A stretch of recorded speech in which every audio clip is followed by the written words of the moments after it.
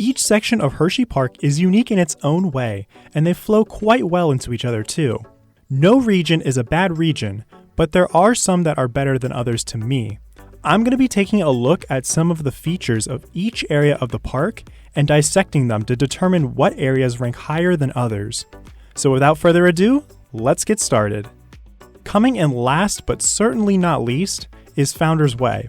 This is one of the biggest sections of the park, which is mostly made up with kiddie rides with some supporting rides that are a little more thrilling.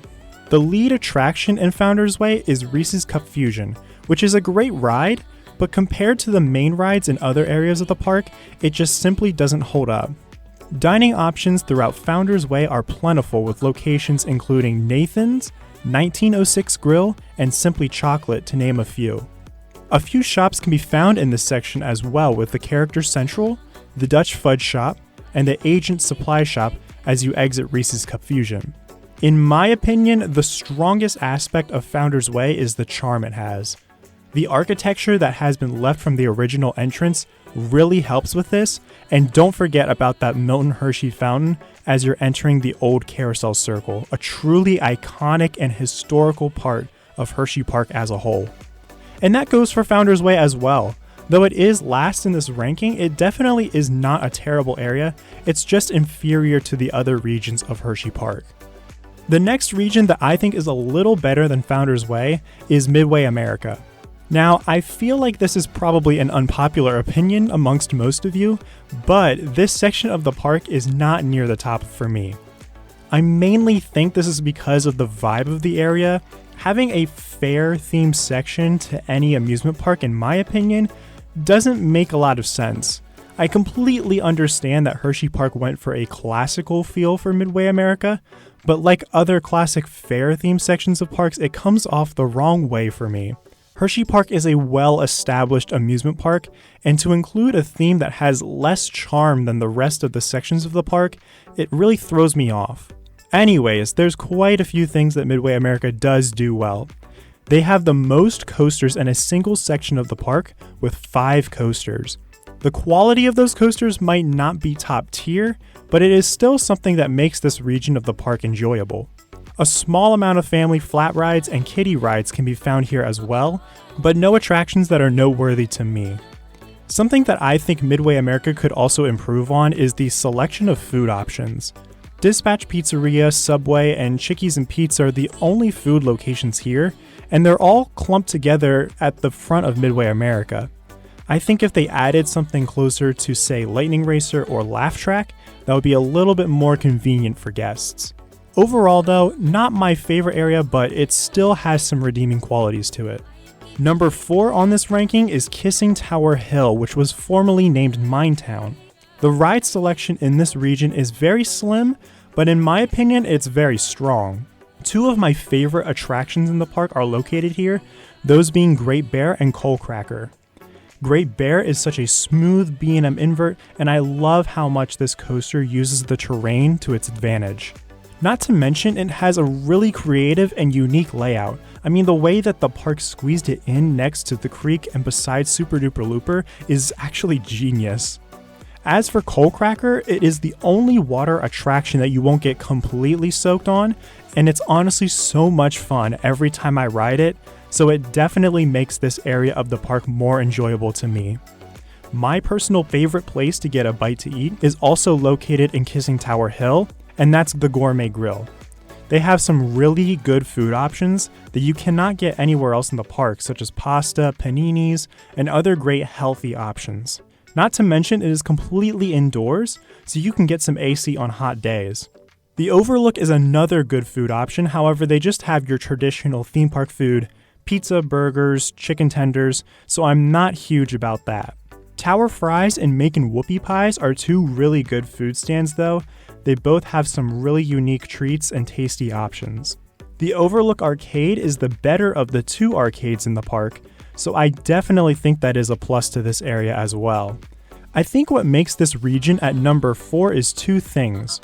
One is that you have to climb to the top of the hill to get there, as the name suggests. You cannot tell me that walking up to Kissing Tower Hill from Looper doesn't tire you out.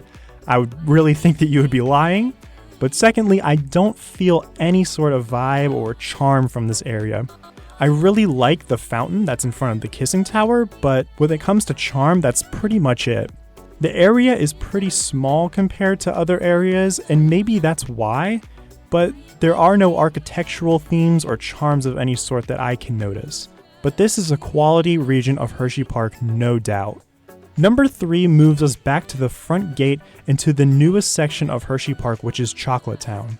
Now I admit, CHOCOLATETOWN does not have the most or best rides compared to some of the previously mentioned sections, but I always have found CHOCOLATETOWN to be an exciting part of the park. Maybe it's because it's the newest section, I don't know, but personally I always feel excited whenever I come to this region of the park. Of course, the star attraction is Candemonium, which is the park's B&M hypercoaster. Great airtime, amazing first drop, and it definitely feels like a nice, lengthy attraction. I also love how the coaster interacts with the rest of CHOCOLATETOWN, like the Kisses fountain and the pathways. There are so many places to sit and just watch the coaster traverse its track around CHOCOLATETOWN. I feel like you could just sit there for hours upon hours and not get tired of it. The other attraction here is the park's historic carousel, which is over 100 years old. It truly is a sign that you are about to enter Hersheypark. It has always been an audible indication that your day is either about to begin or it is coming to a close. Besides these two attractions, there are currently no other rides here, but the other aspects of CHOCOLATETOWN make it up for me. You have the iconic Kisses fountain, which is a great photo op. I love how they changed the colors of the water to match the operating season. You have Starbucks, Milton's Ice Cream Parlor, the Sweetery, and the Chocolatier. These are all fantastic places to get a bite to eat. And with the Chocolatier, of course, being the most signature dining location of the park, that's super great as well.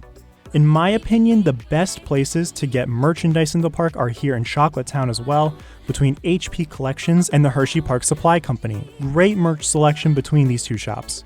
And lastly, there's Hyperdeck, the virtual reality gaming experience.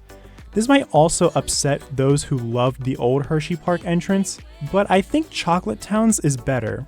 Everything looks modern, it's sleek, and it has the essence of chocolate that this park needed to really make guests understand that they are entering Hersheypark of all places. Hershey Kisses are almost hidden everywhere throughout the area, which I think makes it fun too. The best way that I can describe CHOCOLATETOWN is eventful, because there's always so much going on around you at all times, and that's why I think it deserves the number 3 spot. Taking the silver medal is the Hollow. There are so many things that I personally love about the Hollow. I always like to think that it's the most iconic section of Hersheypark. Like when I think of Hersheypark, the first place that pops into my head is the Hollow. The Hollow is this cramped and elongated region that is one singular pathway that runs parallel to Spring Creek. Skyrush is the most notable attraction here, rising high above the region. Other attractions include Comet, Looper, Wave Swinger, Teacups, and Sweet Swing. So obviously this region has very few attractions, but these rides are for the most part strong in their own way. Comet and Looper are both historical attractions that still give great ride experiences. Food is pretty scarce in the Hollow, but it's still available at Dispatch Pizzeria and Comet Creamery. These options aren't great, but the area is so small that traveling to any neighboring area for food isn't a bad walk. I think what takes the cake for making this area so great is how nice it looks. All of the attractions against the creek make them look especially great. I do wish that the park would clear some of the sediment from the creek from previous flooding, but they might not be allowed to, or they think it wouldn't be worth it since it'll probably flood again, which is completely valid. The Hollow is also a very noisy area to be in. Great Bear rips and roars through the Hollow, guests are always screaming on Wave Swinger, Skyrush sometimes clanks up its lift hill, and Comet is a wooden coaster, so it's always rumbling past every once in a while. Every direction you look, there's an attraction around you, even if you look up, because you'll probably see either Skyrush, Great Bear, or the Skyview.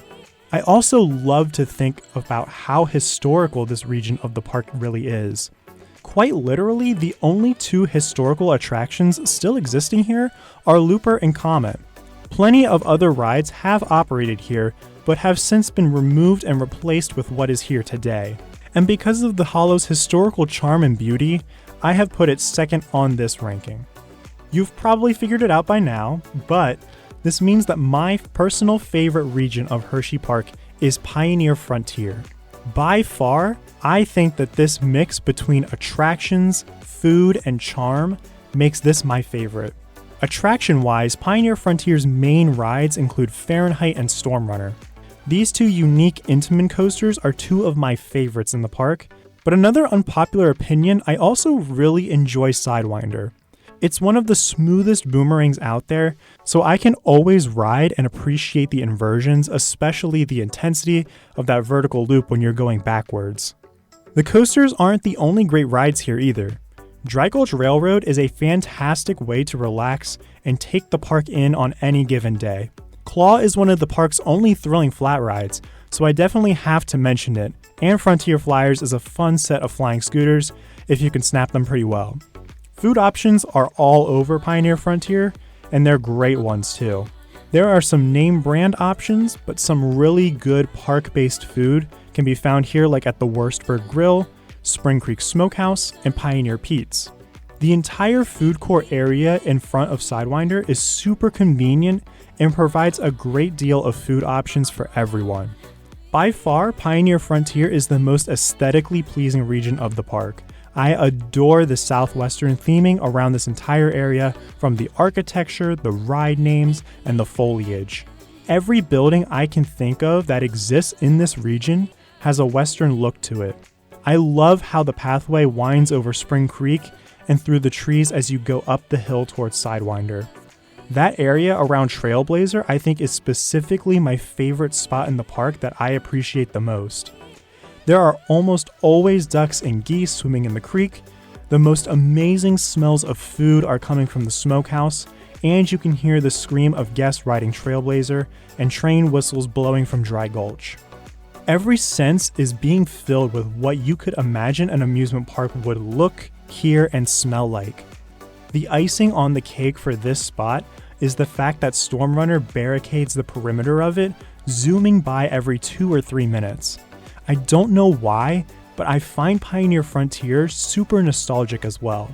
Maybe it's because of all these things, or maybe it's something else, but I feel like that's what makes this the best region at Hersheypark. Alright, I want to hear from you. What are your favorite and least favorite regions of Hersheypark?